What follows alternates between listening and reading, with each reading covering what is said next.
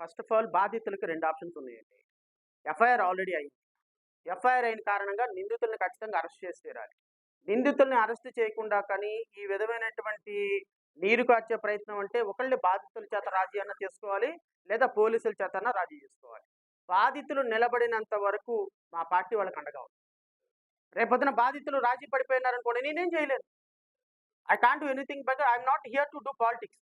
కొన్ని ఎమోషనల్ సిట్యుయేషన్స్‌ని నేను బాధితులకు న్యాయం చేసే వరకు ఉంటాను. నిజంగా ఇప్పుడు మీరు కొత్తపల్లి కేసులో 90 మంది ఇంచుమించుగా ఆ బాధిత కుటుంబాలు 30 మంది ఉన్నారండి. 30 మంది ఉన్నారు ఆ బాధితులు. ఎవరు ఎఫ్ఐఆర్ చేయమని ఫైట్ చేసిన వాళ్ళలో.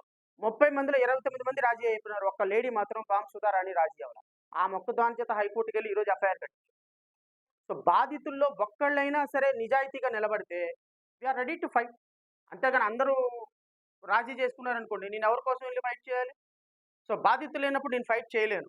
ఎందుకంటే ఎమోషనల్ పాలిటిక్స్‌తోనో లేకపోతే ఇన్సిడెంట్‌ని పట్టుకొని దాన్ని రాజకీయం చేసి లబ్ధి పొందాలనేటువంటి పాలిటిక్స్ ఏబీఎం పార్టీ చేయదు. మాకు ఆ విధమైనటువంటి అజెండా ఎప్పటికి లేదు.